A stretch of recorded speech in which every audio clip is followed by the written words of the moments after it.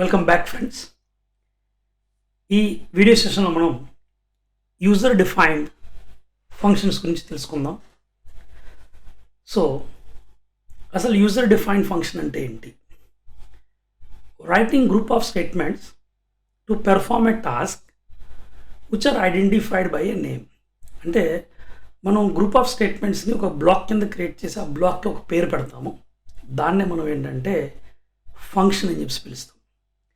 So ఆ ఫంక్షన్ని మన ప్రాజెక్ట్ రిక్వైర్మెంట్ కోసం తయారు చేసి మనకి నచ్చిన పేరు ఇస్తున్నాం కాబట్టి మనం దాన్ని యూజర్ డిఫైన్డ్ ఫంక్షన్ అంటున్నాం. ఎందుకంటే యూజర్ అంటే మనం అండ్ మనకి అనుకూలంగా తయారు చేస్తున్నాం కాబట్టి దాన్ని మనం యూజర్ డిఫైన్డ్ ఫంక్షన్ అని చెప్పి అంటాం. So user defined function consist of 3 main elements. అంటే ఒక యూజర్ డిఫైన్డ్ ఫంక్షన్ని మనం డిఫైన్ చేయాలనుకున్నప్పుడు 3 విషయాల మీద కాన్సన్ట్రేట్ చేయాలి. Function declaration, function definition, function invocation. Function declaration and function definition ఇది ఓనర్ ఆఫ్ ద ఫంక్షన్ చేసే పని. అంటే ఈ ఫంక్షన్ ఎవరైతే కనుక డిఫైన్ చేయాలనుకుంటున్నారో ఆ ఫస్ట్ 2 టాస్క్ అతను చేస్తాడు. ఫంక్షన్ ఇన్వోకేషన్ అంటే ఆ ఫంక్షన్ని యూజ్ చేయడం. అంటే ఆ ఫంక్షన్ ఎవరెవరికైతే అవసరం ఉందో వాళ్ళు ఆ ఫంక్షన్ని యూజ్ చేస్తారు అన్నమాట. సో నేను మీకు ఒక ఎగ్జాంపుల్లో ఈ 3 కాన్సెప్ట్స్ని ఒక చిన్న ఎగ్జాంపుల్ ద్వారా ఎక్స్ప్లెయిన్ చేస్తాను. ఎగ్జాంపుల్ ఏంటంటే write a program to print address using functions. So let's move on to C free IDE. Friends, ఇది మన C free IDE and user defined function dot CPP అని చెప్పి ప్రోగ్రామ్ నేను రాశాను. సో నేను ఒక అడ్రస్ని ప్రింట్ చేయాలనుకుంటున్నాను. ఆ అడ్రస్లో 3 లైన్లు ఉన్నాయి. అండ్ ఆ అడ్రస్ ఏంటంటే మా కంపెనీ అడ్రస్ అనుకోండి, AH Career Private Limited, Danavaipeta, Rajahmundry. ఇది అడ్రస్. సో నేను చేస్తానంటే ఇలా రాస్తాను, cout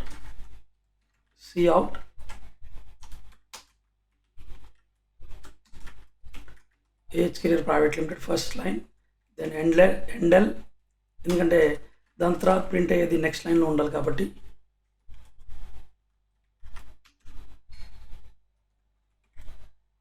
okay, and cout.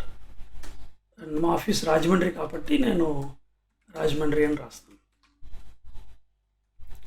Okay, and then I will say endl. That's it friends. ఈ ప్రోగ్రామ్ ఒకసారి రన్ చేసి చూడండి, అవుట్పుట్ ఏమొస్తుందో చూడండి.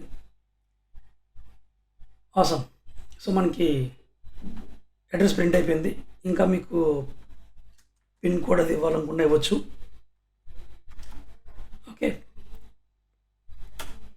ఒకవేళ ఇదే అడ్రస్ని మీరు మల్టిపుల్ టైమ్స్ ప్రింట్ చేయాలనుకుంటే అయితే మళ్ళీ రాయాలి, లేదా కాపీ పేస్ట్ చేయాలి. అలా కాకుండా ఒకసారి రాసిన అడ్రస్ని మల్టిపుల్ టైమ్స్ మనం యూజ్ చేయాలంటే ఏం చేయాలి? ఫంక్షన్స్ యూజ్ చేయడం బెటర్. సో ఈ రాసిన అడ్రస్ నుంచి కట్ చేస్తాను. నేను ఇక్కడ ఏం చేస్తానంటే అడ్రస్ అన్న ఫంక్షన్ని కాల్ చేయగానే ఆటోమేటిక్గా నాకు అడ్రస్ ప్రింట్ అయిపోవాలి. సో మీరు అడ్రస్ అన్న ఫంక్షన్ని డిఫైన్ చేసి ఉంటే అడ్రస్ అనేది ప్రింట్ అవుతుంది. ఇది మనం డిఫైన్ చేసి లేదు కాబట్టి మనకి ఎర్రర్ వస్తుంది. Is it clear? ఎందుకంటే ఇది లేదు కాబట్టి. సో మనం ఏం చేయాలంటే ఇక్కడ అడ్రస్ అని చెప్పి ఫంక్షన్ రాసి అండ్ ఈ అడ్రస్ని మీరు ఏదైతే రాసారో అదంతా ఇక్కడ రాయండి. దీన్ని ఏమంటాం అంటే ఫంక్షన్ డెఫినేషన్ అంటాం. దీన్ని ఏమంటాం అంటే మనం ఫంక్షన్ డెఫినేషన్ అంటాం. సో ఫంక్షన్ డిఫైన్ చేయలేదు మనం. Is it clear? అంటే అన్నిసార్లు ఫంక్షన్ని డిఫైన్ చేయక్కర్లేదు, ఫంక్షన్ని డిక్లేర్ చేయక్కర్లేదు, డిఫైన్ అయితే చేస్తాను. బట్ కొన్ని సందర్భాలు ఉంటాయి, దాంట్లో ఏంటంటే ఖచ్చితంగా మన ఫంక్షన్ని డిక్లేర్ చేసిన తర్వాత వాడాలి ఏంటంటే. ఓకే, సో ఇమాజిన్ ఈ ఫంక్షన్ ఏమీ రిటర్న్ చేయట్లేదు కాబట్టి ఇది వాయిడ్ రిటర్న్ చేస్తుంది అని చెప్పి అంటున్నాను. ఓకే, సో ఇలా రిటర్న్ టైప్ ఇచ్చారనుకోండి, మీరు ఖచ్చితంగా ఫంక్షన్ని డిక్లేర్ చేసి తీరాలి. సో మెయిన్లో ఏం చెప్పాలంటే మీరు వాయిడ్ అనేది రిటర్న్ టైప్, అడ్రస్ అనేది ఒక ఫంక్షన్ పేరు అండ్ సెమీకోలన్. దీన్ని ఏమంటాం అంటే ఫంక్షన్ డిక్లరేషన్ అంటాం. అంటే మీరు మీ ప్రోగ్రాంలో ఫంక్షన్ని యూజ్ చేసే ముందు, డిఫైన్ చేసే ముందు మీరు చెప్తున్నారు ఏంటంటే మీరు అడ్రస్ అనే పేరుతో ఫంక్షన్ రాయబోతున్నారు అండ్ అది ఏమీ రిటర్న్ చేయట్లేదు, వాయిడ్ రిటర్న్ చేస్తుంది అని చెప్పి మీరు ఫంక్షన్ని డిక్లేర్ చేశారు. ఇక్కడ ఫంక్షన్ని డిఫైన్ చేశారు. దీన్ని మనం ఏంటంటే ఫంక్షన్ ఇన్వొకేషన్ అంటాం. Invocation or usage. సో ఒకసారి ఫంక్షన్ డిక్లేర్ చేసి ఆ డిక్లరేషన్ తగ్గట్టుగా ఫంక్షన్ డిఫైన్ చేసిన తర్వాత ఆ ఫంక్షన్ మీరు ఎన్నిసార్లు యూస్ చేసుకోవచ్చు. ఆ ఫంక్షన్ మీరు ఎన్నిసార్లు యూస్ చేసుకోవచ్చు. ఈ అడ్రస్ ఇలా ప్రింట్ అయిన తర్వాత మీకు సపోజ్ అండర్లైన్ కావాలనుకోండి, సో మీరు ఇలా అండర్లైన్ కూడా ఇచ్చుకోండి, ప్రాబ్లం లేదు. Okay, and then again you can say under. మీకు ఏమవుతుందంటే అడ్రస్ ప్రింట్ అయిపోయి అండర్లైన్ వస్తుంది. చూడండి ఒకసారి, ఫైన్. ఇప్పుడు ఇదే అడ్రస్ మీకు ఇంకొకసారి కావాలి ప్రోగ్రాంలో ఎక్కడో. Is it clear? సో మీరు జస్ట్ ఏం చేస్తారంటే అడ్రస్ అని రాసి ఫంక్షన్ బ్రాకెట్స్ ఓపెన్ చేసి క్లోజ్ చేసి సెమీకోలన్ పెట్టండి, చాలు. మీకు అడ్రస్ 2 సార్లు ప్రింట్ అవుతుంది. చూడండి ఒకసారి, 2 సార్లు ప్రింట్ అయ్యి. రేపు ఫ్యూచర్లో మళ్ళీ ఇంకో ప్రోగ్రాంలో ఎక్కడో అక్కడ అవసరమైంది అనుకోండి, మళ్ళీ ఇంకోసారి రాయండి, సో మళ్ళీ 3సారి వస్తుంది. సో మీరు ఇప్పుడు అవుట్పుట్ని చూడండి, 3 టైమ్స్ అవుట్పుట్ వచ్చింది. కానీ యాక్చువల్గా మీరు ప్రోగ్రామ్ చూసి ప్రోగ్రామ్ని ఓపెన్ చేసి చూస్తే అడ్రస్ అనే ఫంక్షన్ మీరు కేవలం ఒకసారి డిఫైన్ చేశారు. Is it clear? ఒక బ్లాక్ ఆఫ్ కోడ్ని డిఫైన్ చేసి దానికి మీరు ఒక పేరు పెట్టారు. దీన్ని మనం ఏంటంటే ఫంక్షన్ డెఫినేషన్ అంటాము. సో ఫంక్షన్ని డిఫైన్ చేసే ముందు మనం C++కి చెప్పాలి అసలు మనం ఏ ఫంక్షన్ని డిఫైన్ చేయాలనుకుంటున్నామో. దీన్ని ఫంక్షన్ డిక్లరేషన్ అంటాము, ఆర్ ఫంక్షన్ ప్రోటోటైప్ అని కూడా అంటాం దీన్ని, ఆర్ ప్రోటోటైప్ అని కూడా అనొచ్చు. అండ్ దీన్ని ఫంక్షన్ ఇన్వొకేషన్ ఆర్ యూసేజ్ అంటాం. ఒకసారి ఫంక్షన్ డిఫైన్ చేసిన తర్వాత ఆ ఫంక్షన్ మనం ఎన్నిసార్లైనా కాల్ చేసుకోవచ్చు.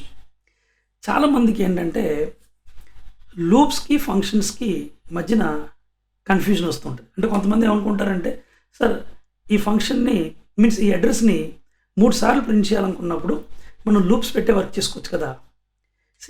రిపీటెడ్ టాస్క్స్ని పెర్ఫామ్ చేయడానికి లూప్స్ యూజ్ చేయొచ్చు, అలాగే ఫంక్షన్ని యూజ్ చేయొచ్చు. కానీ లూప్స్ ఎప్పుడు యూజ్ చేస్తామంటే when you know that how many times you want to perform that particular operation. అది కండిషన్ కంట్రోల్ అవుతుంది లేదా కౌంట్ కంట్రోల్ అవుతుంది.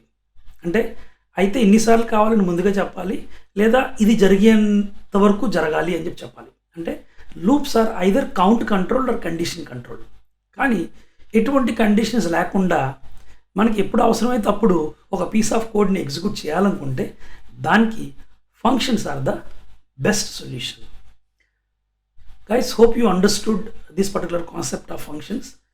నేను ఫంక్షన్స్ గురించి చాలా డీటెయిల్గా ఏంటంటే C ప్రోగ్రామింగ్ లాంగ్వేజ్లో ఎక్స్ప్లెయిన్ చేశాను. సో మీరు కావాలంటే C ప్రోగ్రామింగ్ లాంగ్వేజ్ సిరీస్ కూడా చూడండి. ఈ వీడియో లాస్ట్లో ఏంటంటే నేను మీకు ఆ ప్లేలిస్ట్ని కూడా ఇస్తాను. అండ్ ఇంకా C++లో కూడా ఫంక్షన్స్ రిలేటెడ్ కొన్ని ఎగ్జాంపుల్స్ని ఎక్స్ప్లెయిన్ చేస్తాను. Okay, so thank you so much. And ఒకవేళ ఈ వీడియో సిరీస్ కనుక మీకు నచ్చినట్లయితే ఖచ్చితంగా ఛానల్ని లైక్ చేయండి, షేర్ చేయండి, అండ్ ఇంకా బాగా నచ్చితే కామెంట్ ద్వారా ఏదో ఒకటి నాకు తెలియచేయండి. Okay, thank you so much and wish you all the best.